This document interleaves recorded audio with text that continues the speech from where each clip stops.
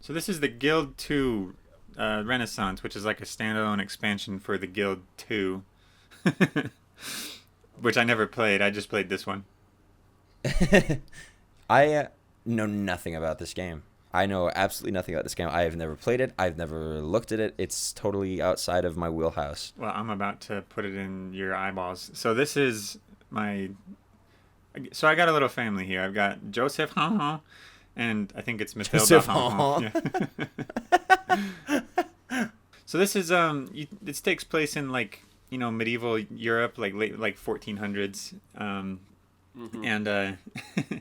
the idea is that every one of your characters is part of a guild. It's like The Sims, kind of. I don't know if you guys have played The Sims very much, but it's The Sims, but like you're trying to like make a profitable business as well as get offices of power and take out your rivals and stuff like that. It's like a real-time strategy game almost in a way. Okay. Interesting, where you can control bakery production. Yeah, so this is I'm setting up my bakery production here. It's actually a ton of fun. And it's also super freaking janky. This is actually with a big mod pack that cleans up a ton of bugs and stuff because it's like totally unplayable otherwise. But like the lady with her hand cart clipping to the front door there. All the buildings are clipping into each other too.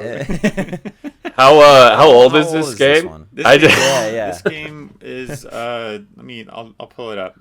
It's quite old. It's not as old as it looks, if I'm being honest. It's super janky, but I have a ton of fun with it anyway. So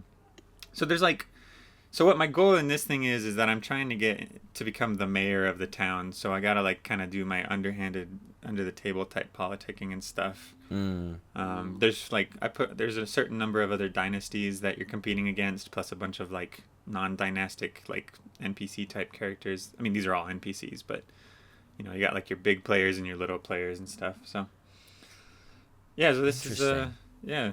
So right now I got my people. They're upgrading the bakery so I can sell more fancy baked goods and stuff. But oh yeah, court. This is fun. Oh, court. Yeah, I think this is so funny. It's one of my like the cauldron of green. Yeah. Double trouble. It's a little wacky, but we're going over to court. So if you're one of your characters is near like a crime being committed, they'll add it to their evidence book. Like a piece of evidence will get added to their evidence book, and then you can take it to the town hall and accuse somebody, and then you take them to court. So that's what's going on here. Although I think in this case I might have fabricated the evidence. Why is there a troll face? Oh, it's one of the mods, I guess. It's okay. I don't actually know what that is. This is crazy. I feel like I need to. How many are there 3 of these games? I'm disappointed in myself that I do not know like anything about this one. So this is there's 3 like main entries in the series. I haven't tried the third one. I heard it was a little bit disappointing, but I haven't tried it, so I really can't speak to that. But this is one of the spin-off ones actually. This is there's the Guild 2, which I think is just kind of the same kind of game, but this is like a Renaissance themed one. Yeah. Now they're I like the flies buzzing around. Yeah, there's a swarm of flies just following them around. Show them as peasants. You have you have lovely hair. Do you wash it daily? I'm gonna start saying that. I'm gonna start saying that to my girl. It's the you're supposed to like talk and make friends and stuff. Like I started as a different guy, and then I married the girl that's in my family, Matilda Han. And Matilda Han. Yeah, and then her first husband died, so I had to get remarried. But like the flirting and the courtship is the most stiff, wooden, hilariously passionless thing you've ever seen. It's so funny. That's so good. So what about this game what about this game particularly stands out to you in terms of what it does? So I think the funnest in terms part, of how it accomplishes. Yeah. So my favorite stuff about this, number one, it's just like there's a lot to do. I actually kind of like games where you kind of need to have a Wikipedia page to like understand it. It's just something I like. I don't know. I like Crusader Kings is one of my favorites and stuff. But Sure. But in this one, what I like about this one is the political game, because it's not like some ideal thing where it's like people talk about like their beliefs and what they think is right and wrong or whatever. It's just like pure cutthroat. Like it's just all underhanded backroom dealing kind of stuff, you know. That's hilarious. So, and hopefully I pull up the politics interface here in a minute so you can see what it is. But it's a tree of all the positions that you can get in the town that give you like privileges and stuff. The trial is beginning. And what's this trial for? You accuse someone of something, was it? Yeah, well, they'll lay out the charges here in a minute. I brought charges against that person standing there in the brown dress. Having a walking in hard time finding their chair there. Yeah. It is so janky. So I've actually got my husband's actually on the stand as an assessor, so he's part of like I guess the jury, you might say. This is hilarious. So that little scale at the top is what their verdict will be. Oh, you got Hillary. Yeah, that's right. You can also see like the faces up there are the assessors. Like they're gonna vote, and that shows where they think things kind of should stand. Mm-hmm. The executioner. Yeah, he's ready. Attacking a cart. This game runs on carts. It's just moving goods back and forth all the time. Gotcha. The judge is like, I don't believe so. Yeah, you're wrong. In fact, you can kind of see my guy. Does your husband want them to go to the dungeon? Yes, he's supporting his wife, but everyone else is kind of bought off apparently. So yeah.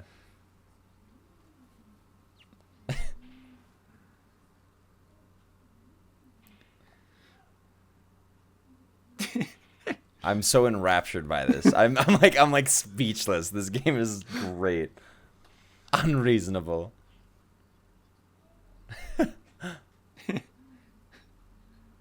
So how big does this game get? Like how high up can you go? Is it just like a city, just like, you know, a town, or there's maps that have like 4 cities on them. It's so poorly optimized that it really only works with 1 or 2 small ones. So that's what I'm on. That's what I'm playing on here. So the trial. So you're telling me it's. Sorry, go ahead. Oh, sorry. I was gonna say you're telling me it's not a recent trend in gaming development then. No, just in the big boy sphere. Yeah. This is a European game. Can't remember the name of the studio. I was gonna pull up the date too. Let me tell you. Yeah, you got like stats and things too. Yeah. Yeah. They get old and they die. You can kind of choose how rapidly the game progresses at the beginning. I saw there was arcane knowledge. Is there like magic and things in this game? Or? I mean, yeah, kind of actually. She's going to her cemetery right now to make little like sorceress items to fabricate evidence and stuff like that. Okay. It's pretty light, but it does have a kind of a small, you know, fantasy element. Yeah, exactly. Mostly it's just about the business and the politics. Interesting. I like the look of the buildings. Of the buildings? It kind of reminds me of Battle for Middle-earth. Like just like that sort of like graphic style and look in general. Oh, I loved that game. Yeah. Whoa, I like that freaky mask. Yeah, the overhead definitely has the that real-time strategy. Yeah, absolutely.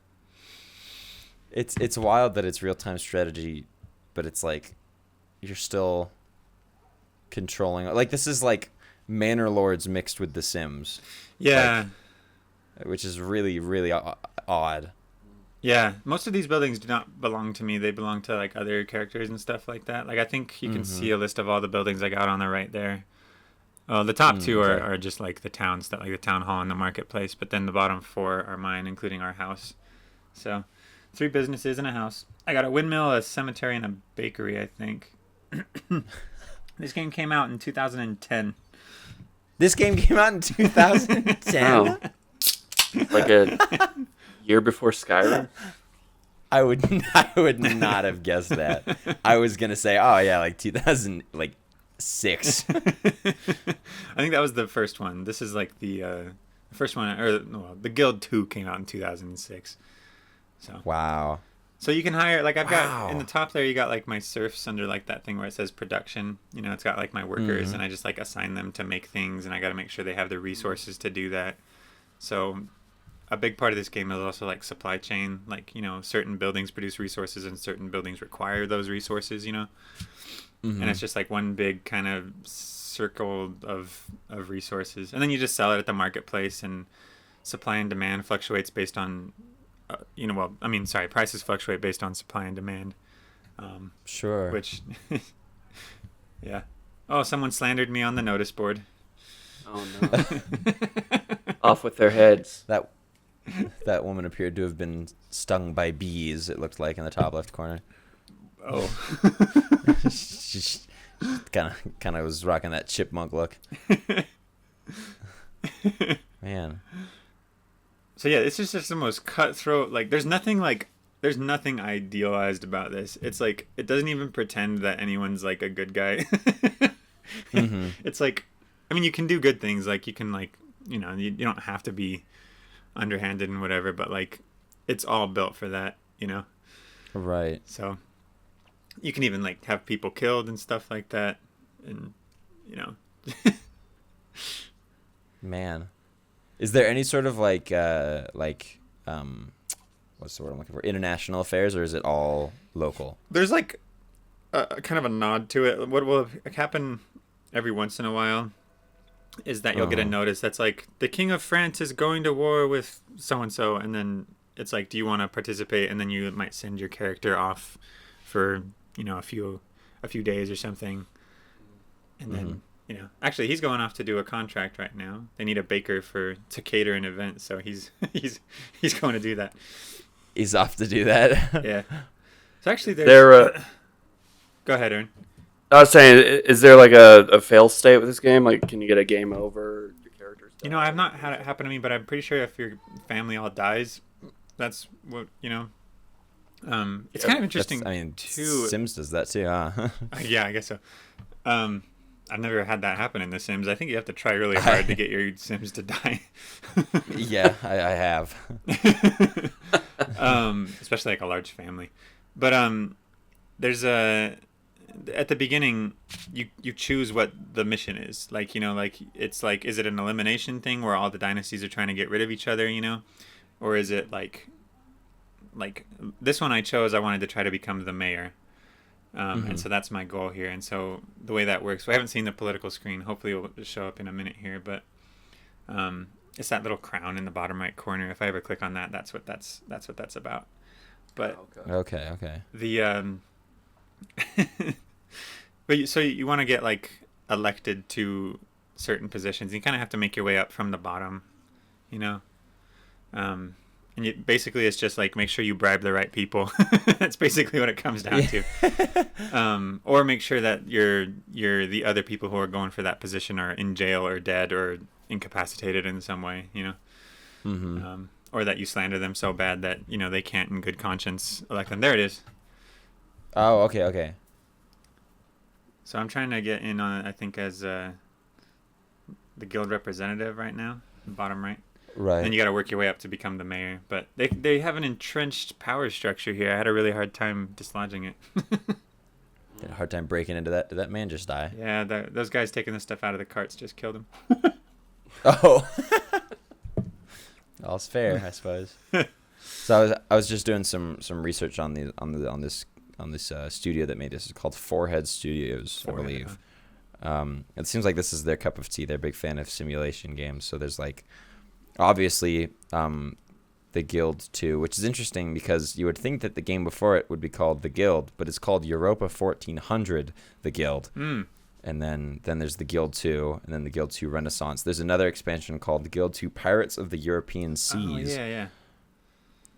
I think I heard about this. So, interesting that the Guild 2 came out in 2006, but the Guild 2 Renaissance came out in 2010, which is 4 years later. So that's probably why it looks so dang old, unless they used a different engine.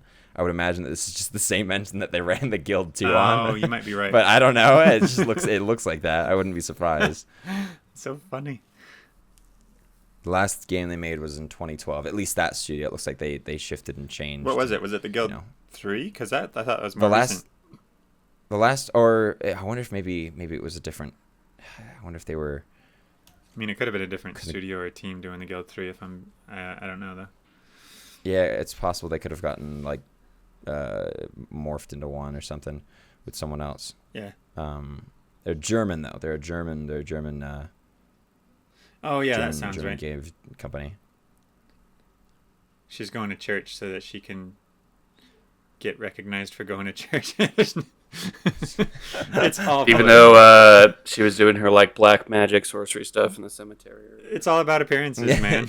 Like, Turns around and goes to church. That's hilarious. as long as nobody catches you doing it, you know. You can get away with a lot of stuff if you go to church. Because it's the Middle Ages. So this kind of brings up an interesting like kind of thing for me where it's like I play quite frequently. I play pretty janky games actually like this because I want what they're trying to do, you know? Like even though they kind of like struggle through it and stuff. Because like I don't know any other game that lets me do this kind of thing in this way, Right. you know, like I mean there's definitely stuff I haven't played out there, but like this is just so ambitious and it just scratches so many very specific itches. Yeah. But it's like super janky and it's actually like really hard to figure out, so it's like super obtuse and it's super broken.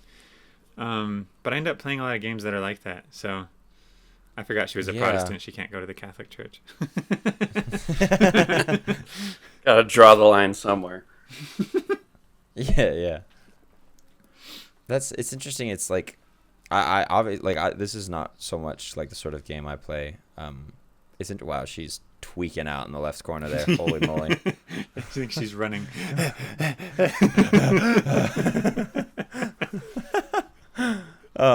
Anyway, but like I have played Crusader Kings 2 and 3, more of 3.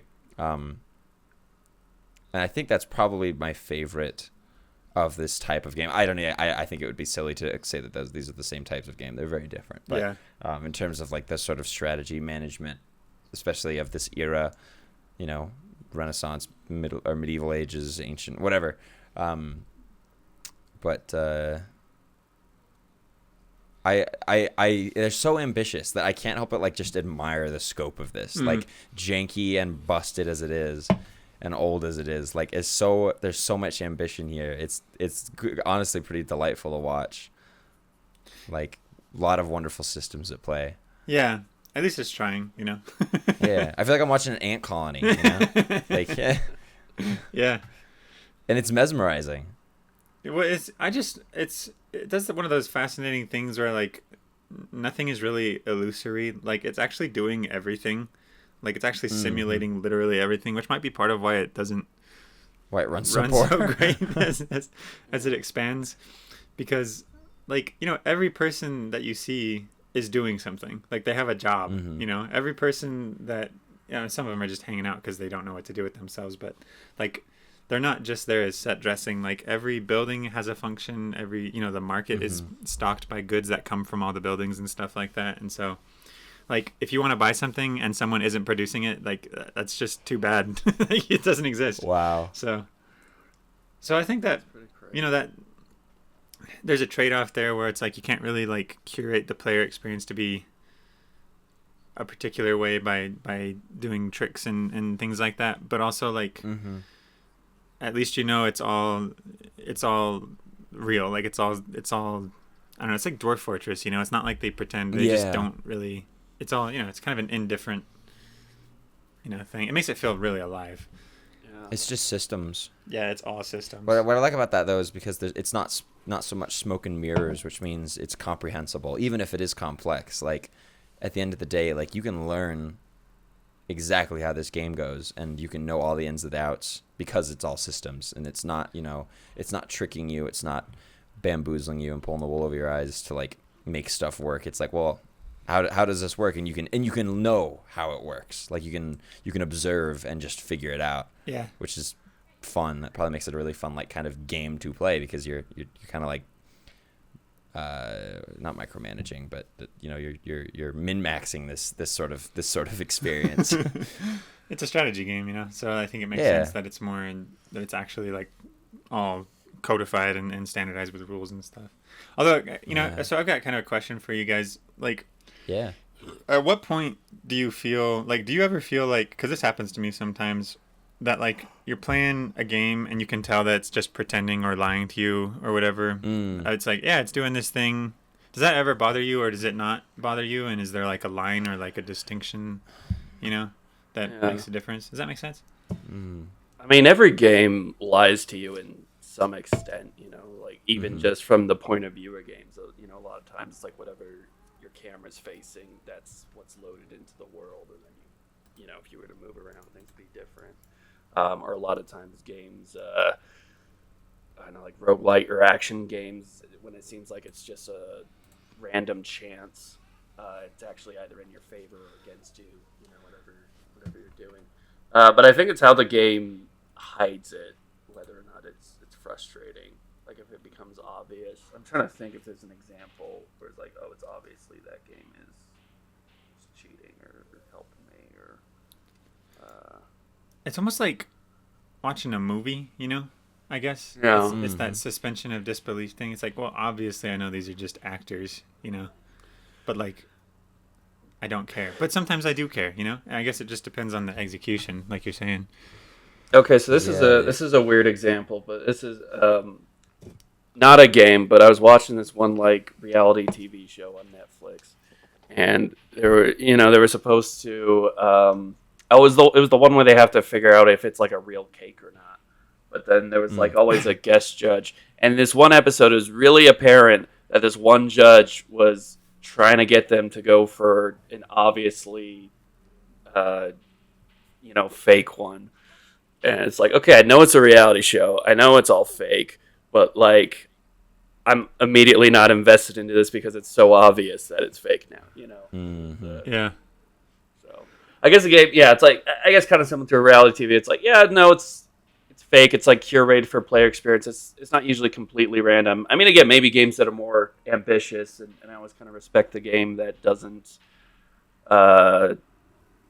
curate too much to the player, that allows the player to fail or be bored or be confused, because that's the way the game is designed.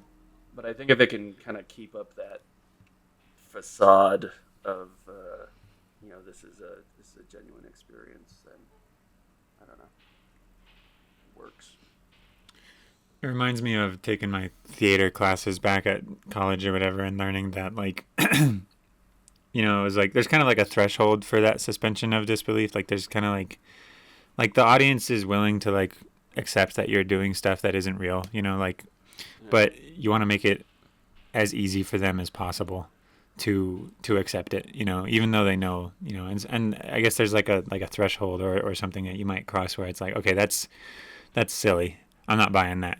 Even though they're there to show up and they want to have fun, so they want to believe the story and everything, but I guess there's certain things that audience members are just not willing to to accept, even though they wish they could probably.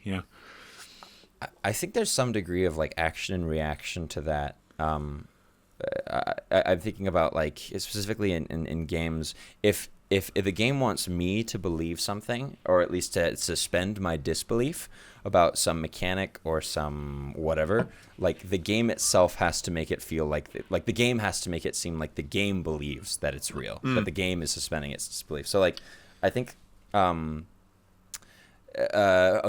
was this very particular instance. I remember I was playing Assassin's Creed Origins, which is the one set in Egypt, and there was this one quest where there's this spoilers, I guess, kind of, for Assassin's Creed Origin for anyone who cares, which is not many. But there's this one quest where, like, over the course of the game, you have this relationship with a small girl that like you're friends with, like, you're friends with her family. I can't remember.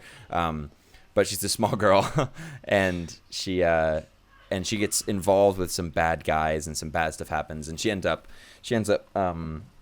getting like drowned in the river, and it's pretty, like, on paper that's a pretty upsetting thing, but I remember playing that quest, and it gets to that point where I'm supposed to run down to the river to make sure she's okay. But this is an open world RPG, which means that I can do whatever I want, and that little girl is going to be waiting in the river while I beat the rest of the game, you know? And I feel like that's something that, especially with like RPGs, I struggle with a lot of the time, is like this like idea of like, oh, you've got choices and your choices like matter, and there's consequences, but the game itself, like, it says that, but it doesn't like mean that. And I obviously, like, that's tough to do. Like, not every game can have every single thing matter all the time. That's not every game can be The Witcher in its narrative. But I just remember that was such an experience for me. It was such a defining, like, man, like, I don't care. Like, I don't believe this at all. Like, they're telling me to be worried for this girl, but it's just like, I do not care, because there's no actual consequence, despite this game telling me there is. And I feel like that's like a big part of it, is like, even if there isn't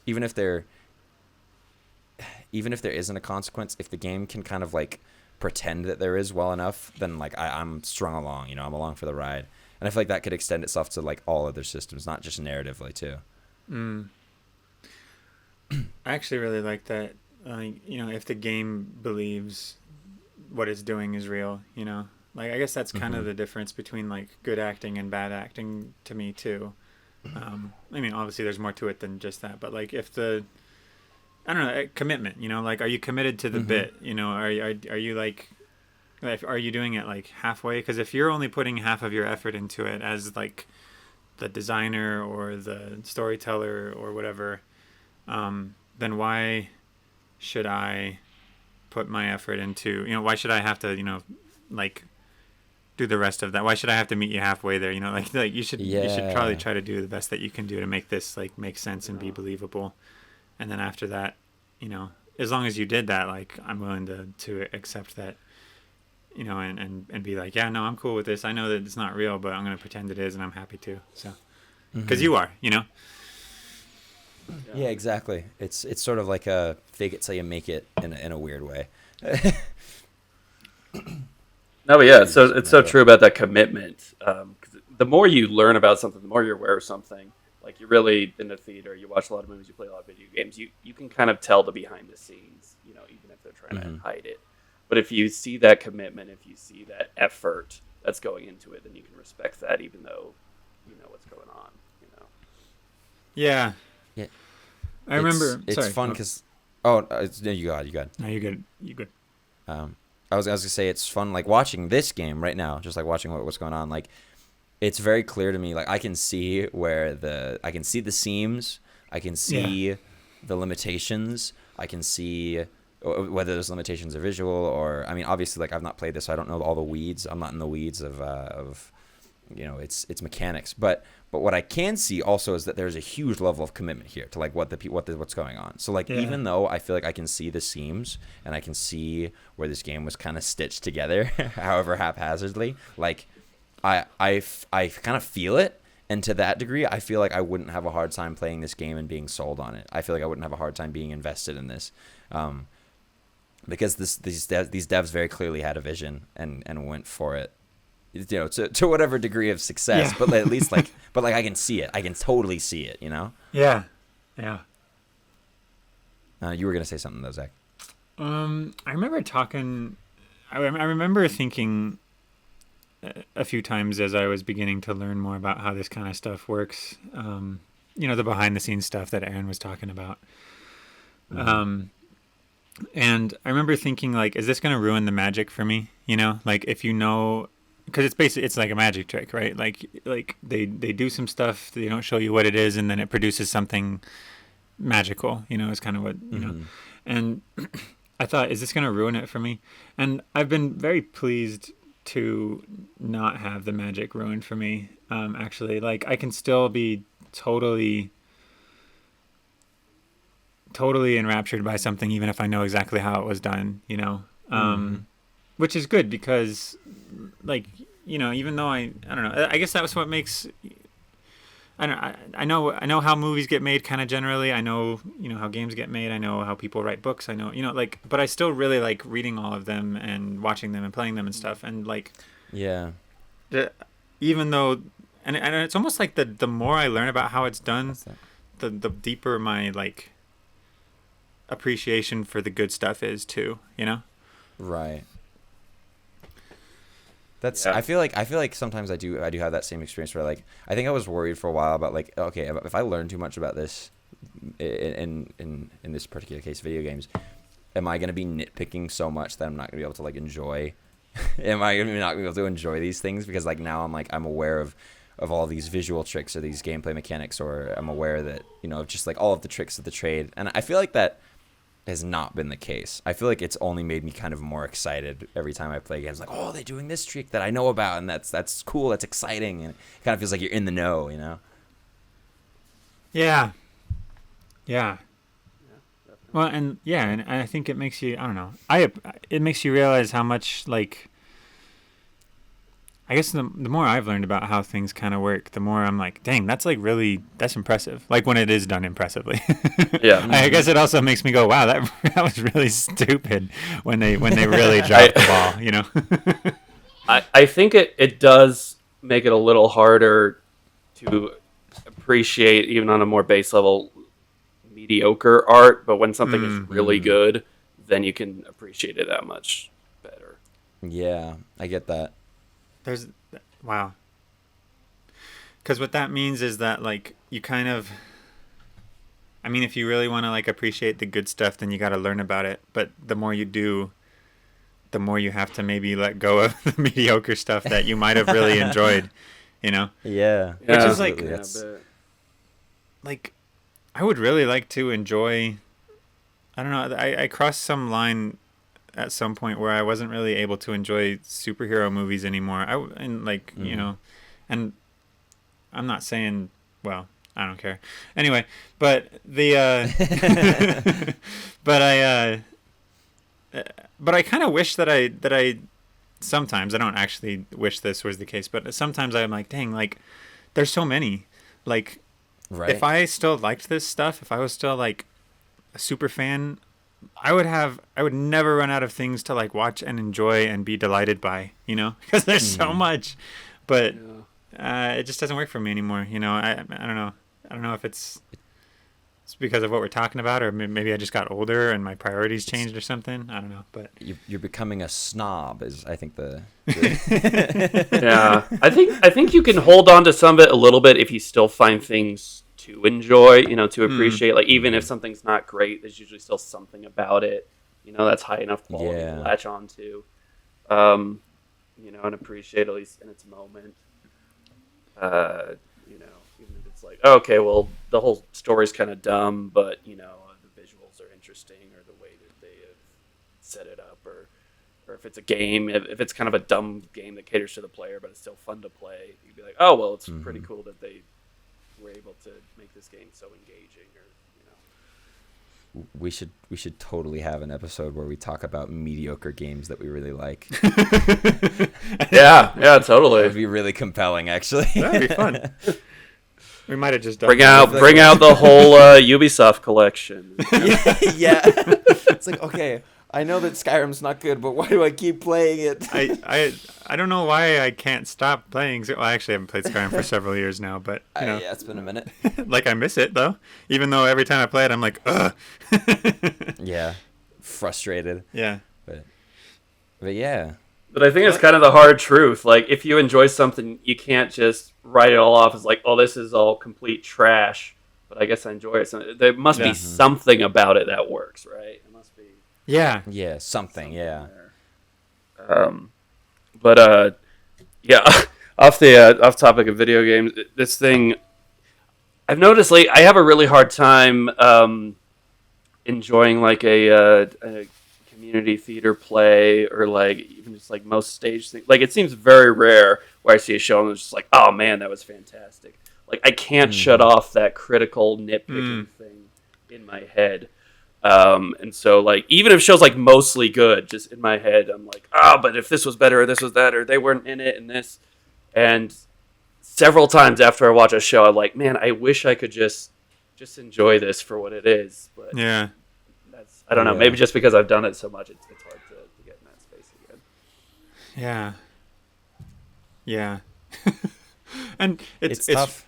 it's really tough too when you have like friends that are making stuff or family that's making stuff, and it's not good. And you just have to Check you out just our have to lie Game to Jam them. game coming out.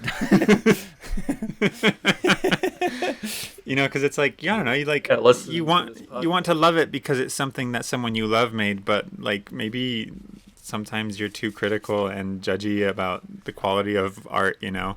And so you're like that you can't really like look past that or whatever. And they're like, "What do you think?" And you're like, "Oh man, what do I say? I can tell you worked hard. I like you as a person. I like you." That's what you say. Oh my gosh! So nothing feels like a greater insult as an actor than like, oh, you put in work, or you looked like you were having fun out there.